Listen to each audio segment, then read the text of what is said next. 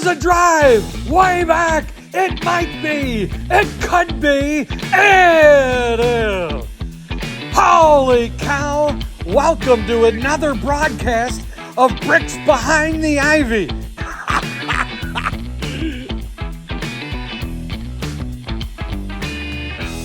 Hey, Cub fans, welcome to another episode of Bricks Behind the Ivy. I am your host, Jeff Candid Cubs Rikowskis, and Bricks Behind the Ivy episodes are way more reliable than the Cubs bullpen. Yes, Bricks Behind the Ivy is a Cub podcast for Cub fans by Cub fans that is out every Friday, which is 100% of the time since we have started, which is significantly better than the Cubs' save conversion rate.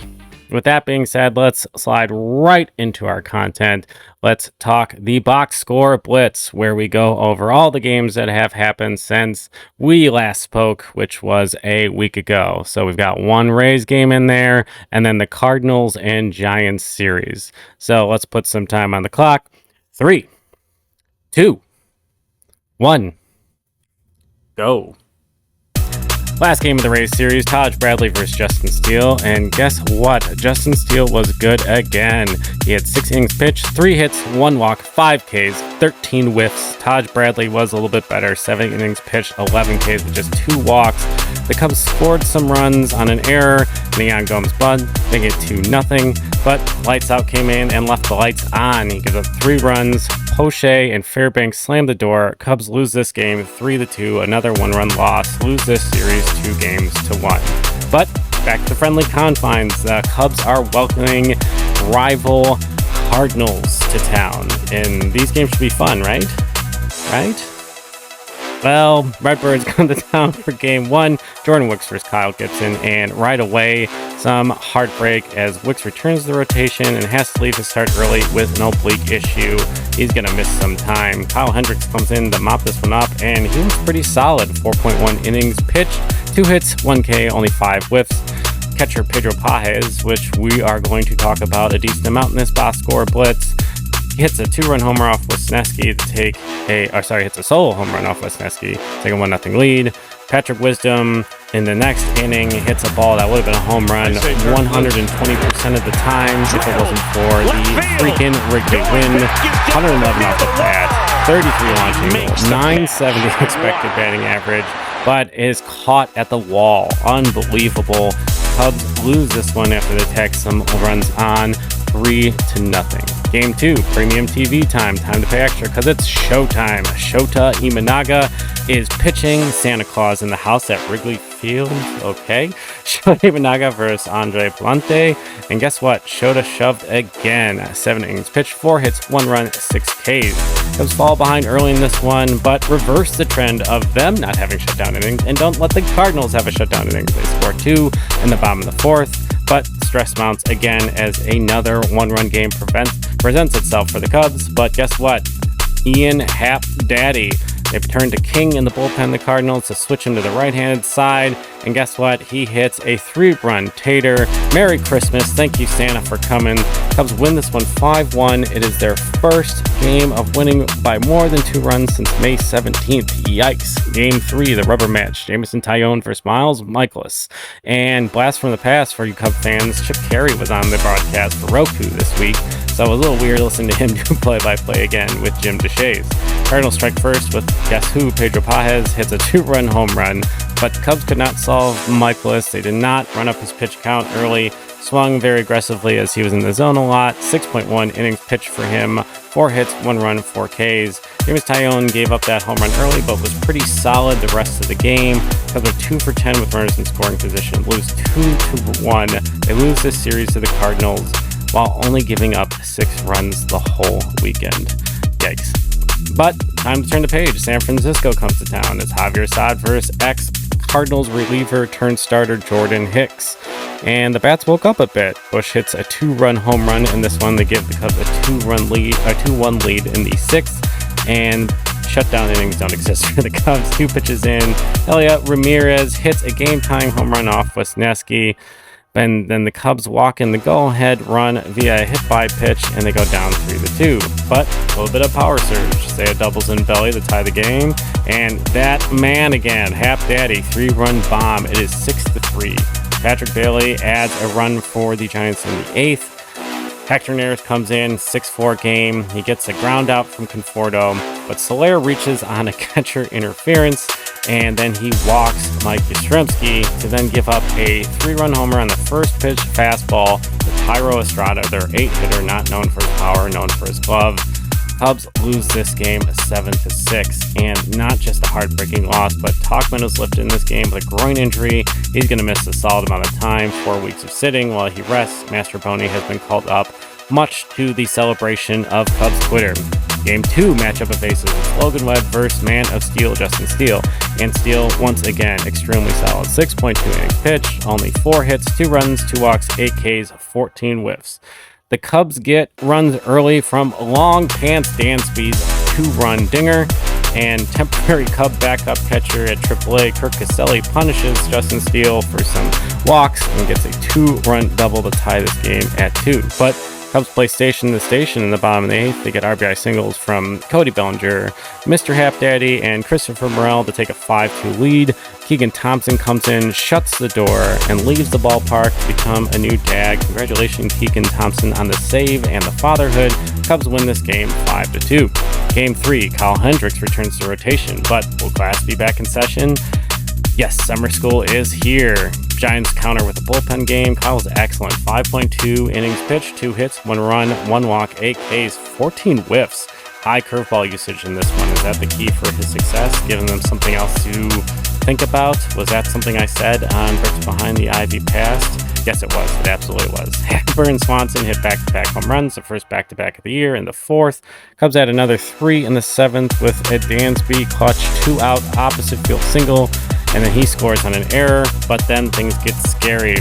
Lights out, still lights on. He walks a few batters, gets replaced by Tyson Miller. He hangs a slider that ex-Cub World Series champion Jorge Soler hits to the moon. It's a grand slam, makes this game 6-5. Corey Brewer comes in, walks 2 in the 9th, but the Cubs narrowly escape with a victory, giving their first series win since the Crosstown Cup. And that is the Box Score Blitz.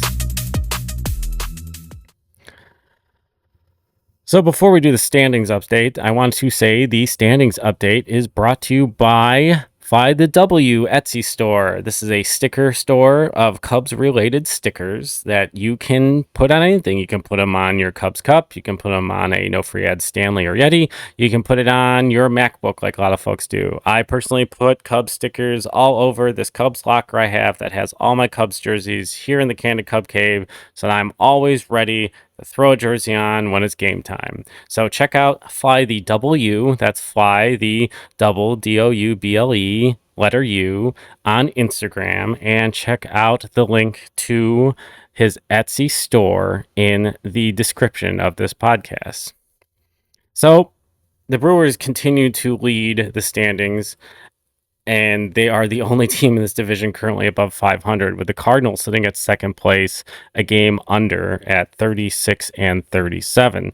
The rest of the division is very, very tight and close to those numbers, with the Pirates taking care of business versus the Reds this week. The Slide in the third at 36-38. The Cubs are 36-39 in fourth, and the Reds are in last at 35-39. So very jumbled. All these teams, all four of the teams in the NL Central are either holding on to a wild card spot or within a game and a half of a wild card spot. And that is a common theme in the National League this year, as there are not many teams eliminated, which will be really interesting with trade deadlines coming up and trying to figure out who actually is a seller. So I wanted to talk about the glass half full approach for the 2024 Cubs. We've had a lot of frustrating losses. We know what this Cubs team is not. And that is they struggle in one-run games because they do not have legitimate weapons in the back end of the bullpen to shut games down. And there was a stretch in which the offense abandoned the Cubs, making a lot of close games and really highlighting some of the bullpen issues, as there was this need for very few runs being allowed to give up because the Cubs were not scoring runs. So, what are the positives? What is the glass half full? What are the things the Cubs have going for them this year, and why we shouldn't necessarily shut the door on the 2024 season, regardless of the mounting frustration and this feeling of Groundhog's Day again, over and over again as they lose one-run games or have heartbreaking blown saves. And just before I give you the positives on the Cubs, I want to give you the positives on Cubs merch, and that is through Wrigleyville Sports, proud sponsor of Bricks Behind the Ivy.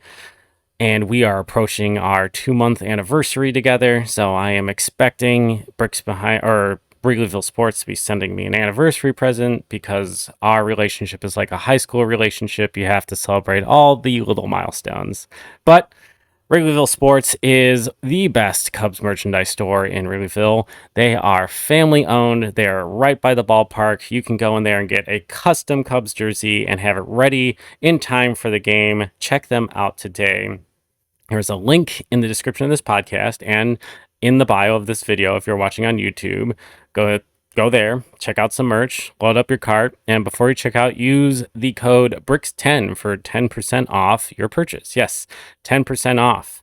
Always great to save some money. Always great to get new Chicago sports merchandise, especially Cubs stuff. So check out Wrigleyville Sports today. And thank you, Wrigleyville Sports, for being part of the Bricks Behind the Ivy family.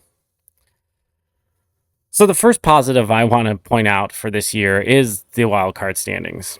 They are pretty comical, as most of the NL seem to go after the approach of, if you can't be the Dodgers and load up with a ton of talent and have this great farm system, then we're going to attack the edges, the fringes, and see how the ball bounces. And the result is 4 teams in the NL with records above 500, 2 teams actually eliminated, and then that leaves 9 teams within a game and a half or holding on to a wild card spot in the National League.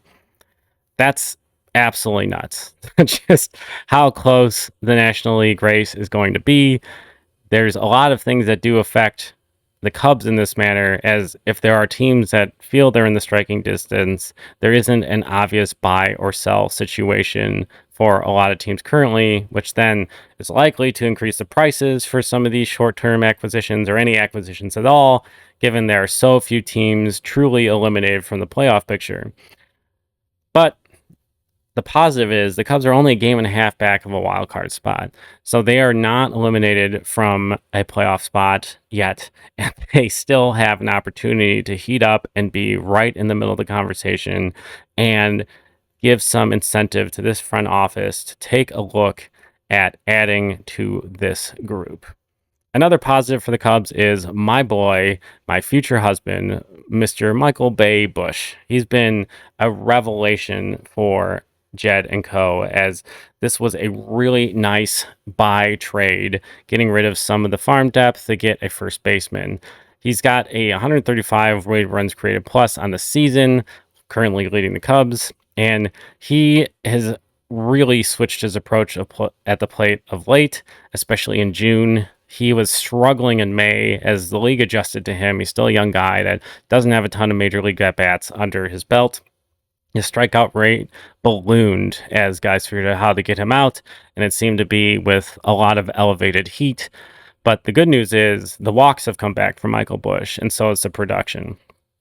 His walk rate in June has climbed back up to about 14.6, and the strikeout rate has gone down to 25%, which is a really solid baseball player. With that, some slugging has returned as well. His Baseball Savant page highlights a lot of just sweet spot and hard contact rate value for him, and his batting value and his defensive value continues to climb as he's starting to see some outs above average and his positioning and defense at first base. So still 26 years old, really turning into a solid guy for the Cubs. This month, he's at a 186 weighted run created plus in June. So nice to see him really take a step up. Another thing that is nice to see is the bats in general. The Cubs offense, with guys like Michael Busch coming back to form, Ian Happ heating up, even without Cody Bellinger really looking like himself, Dansby Swanson starting to heat up, the offense has looked way better this month.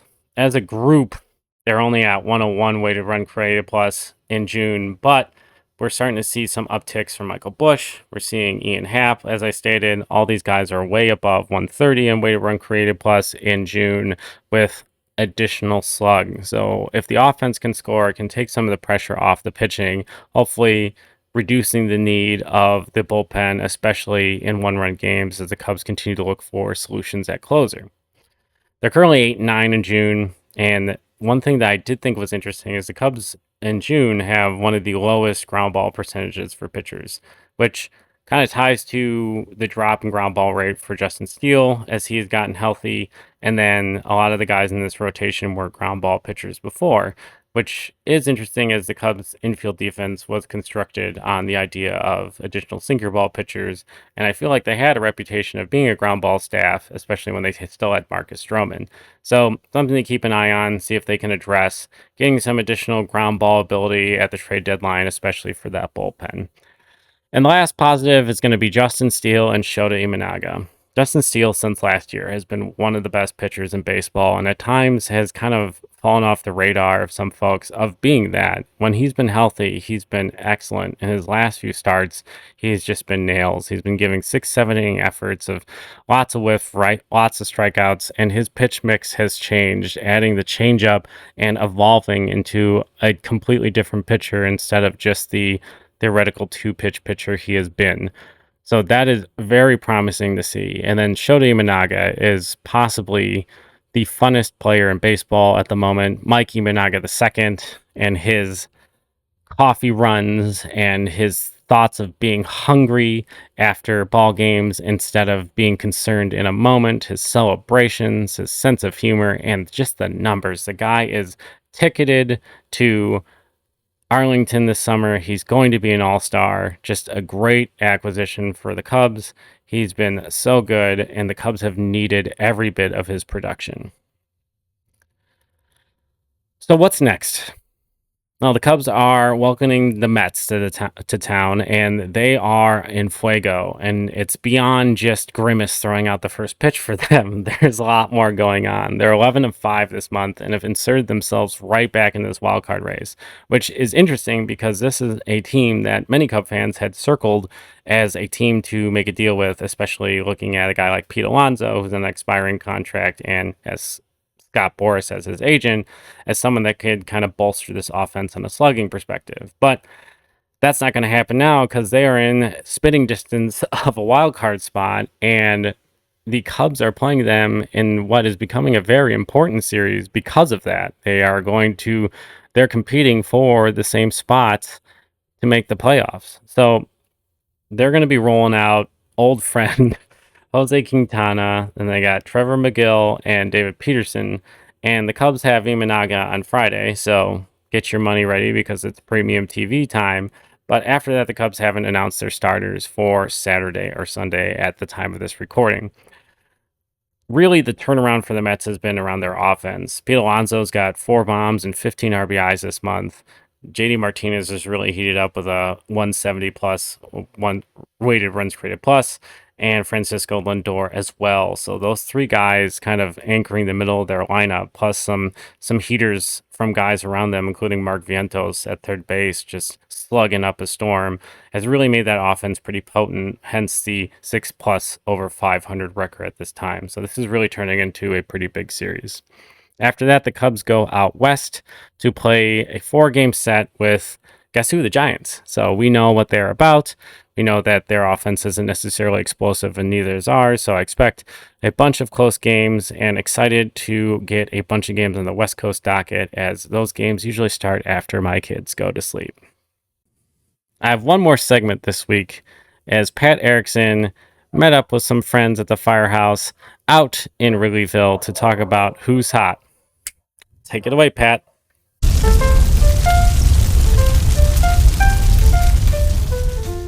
Hey, how you doing? This is Johnny Muldoon, Truck 82. Listen, I wanted to give you my take this week on who's on fire over here at the 1060 West Addison. Look no further than our guy Ian Happ. I mean, this guy's batting average has gone up 14 points. He's got clutch hitting, coming up into big-time situations. Maybe this is finally his time to shine. He's coming up when we needed him the most. Hopefully, maybe, I don't know, the Connect Roasters is kicking in. Who knows? He's hotter than a 211 fire over there in, Wrigleyville. So, hats off to you, my friend. He's our fire guy on the week. He's in Feugo. Well, this has been another episode of Bricks Behind the Ivy, a Cub podcast for Cub fans by Cub fans. Please check us out on YouTube. If you have not, liked and subscribed these videos. We're still working on getting to 100 subscribers, which will coincide with a giveaway to get not only Cub tickets, but a BBTI prize bag. Looking for BBTI merch? There's a link in the description for our merch store, which includes shirts, sweatshirts, cups, hats. Check it out today. There's a cool tank top that has been selling that says Brickhead Bleacher Bum, and it is great as it has been so hot to wear in the bleachers at a Cub game this summer. So check that out today before we sell out of them. Once again, this is Bricks Behind the Ivy, a Cub podcast for Cub fans by Cub fans. I am your host, Jeff Candid Cub Rogowskis, and until next week, go Cubs go.